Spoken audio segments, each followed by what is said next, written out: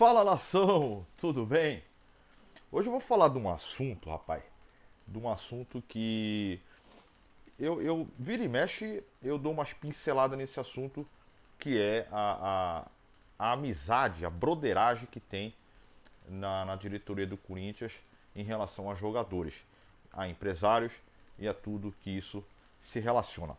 E isso traz um prejuízo para o Corinthians enorme. E às vezes a torcida não se atenta a isso, né? Não se atenta. Basta ganhar, por exemplo, da porcada, ganhar dos Bambi lá no Morumbi, fica todo mundo feliz, fica todo mundo contente e esquece do que está vendo dentro da diretoria. Eu recebi esse vídeo aqui, eu vou colocar ele aqui para vocês verem, do colaborador aí, Léo Burlachini. Ele mandou para mim e falou: Olha, você fala muito disso aí e tal. Dá uma olhada aí. É assim, ó.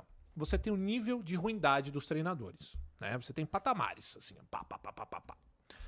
E aí tem os péssimos, né? Esses eles passam pelo Corinthians. E aí, quando você não tem mais treinador péssimo, você vai procurar o que você tem na casa. E o que você tem na casa? Os amigos. O Corinthians é o clube da amizade. É aquela música, Amizade. nem mesmo a força do tempo irá destruir. É isso aí. E aí você vê, né? Carille que deu certo, beleza, mas era amigão. Aí o que acontece? Não, vamos fazer um Carille 2, vamos trazer o analista. Ou o Silvinho, antes. Silvinho antes, amizade, cara. Coelho também tentaram. Diego Coelho, exatamente. Aí tem um monte de caso, assim. E aí, por exemplo, o Corinthians precisa de contratação. Sabe como que é? Na amizade. E é isso, cara, esse é o Corinthians. Então, gente, eu vou agora dar uma pincelada maior, mergulhar mais nesse tema para refrescar a memória de vocês. Cola em mim, cola em mim. Não, o Corinthians não foi sempre assim, não, tá? Eu que acompanho aí bastante tempo, o Corinthians não foi sempre assim. Você pode ver que o último brasileiro nosso, em 2017, o Corinthians tinha um time redondinho, bem treinadinho. O rapaz aí, o Kroos de motocross, sabe? Não sei quem é, tá? Deu ali a entrevista, mas não sei quem é. Se vocês souberem aí, coloca aí pra mim. Aí, ó, o Kroos é o fulano de tal, não faço ideia de quem seja. Ele fala de treinador, mas o treinador pra mim é o menor dos problemas. Por quê? Nós tivemos aí o Vitor Pereira, 2 contos por mês. Poderia ter contratado qualquer outro treinador. Eu acho que o Corinthians realmente faz aposta no treinador e que não está errado, tá? Fazer aposta, gente, não está errado, tá? Mesmo que seja treinador, mesmo que seja jogador. Mas, pelo amor, você tem que ter um raio-x do cara e falar, ó, esse cara aqui, ele é barato, tá? E pode se tornar, explodir no Corinthians e se tornar aí um grande retorno, né? Ter um grande retorno do investimento, no caso de jogador, para o clube. Ou, se for um treinador que nem o cara ele foi, um treinador aí que vai ganhar 200 conto e vai trazer 2, 3 canecos, que nem o Carille fez.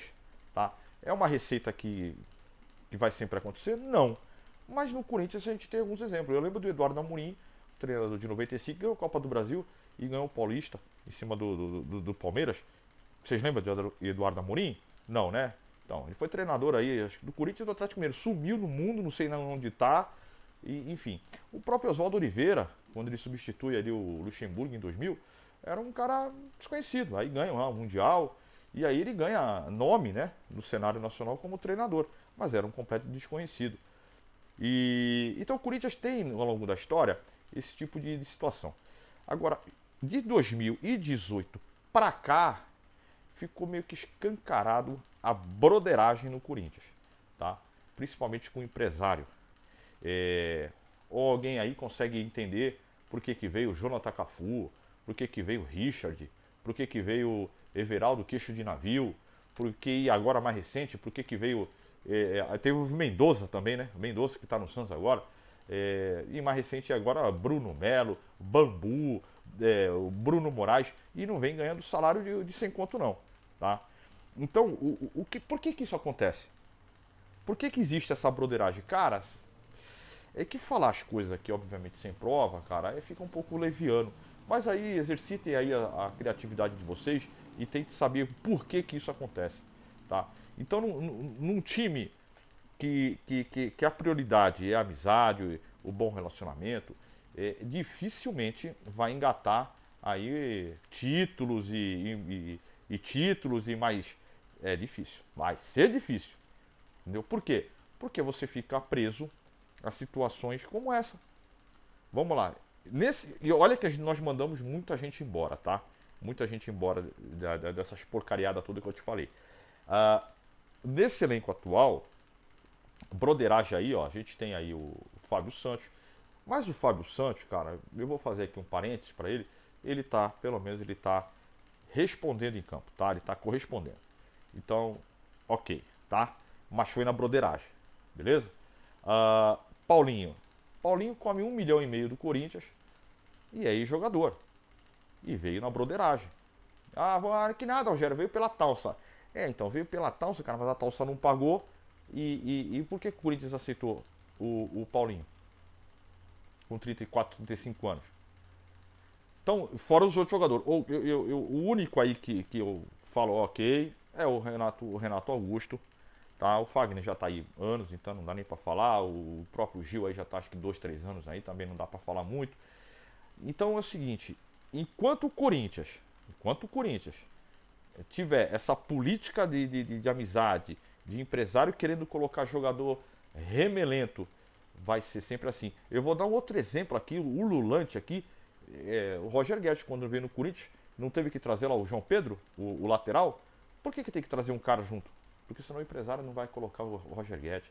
Tu quer o Roger Guedes? Então aguenta aí o João Pedro. Paga aí mais 100 conto pro cara. Vocês estão me entendendo? Eu acho que até por isso tem uma relutância da diretoria corintiana, dos seus conselheiros, em aprovar uma SAF. Porque na SAF não tem esse quais não. Na SAF, meu irmão, você vai ter que, obviamente, trabalhar muito e dar resultado. Caso contrário, parceiro, neca de biribitibis, você não vai fazer, porque o dinheiro não é seu, né? Não é aquele dinheiro que você. Aqui é a festa do Bumba Meu Boi, entendeu? A festa aqui é a casa da Noca, cada um faz o que quer.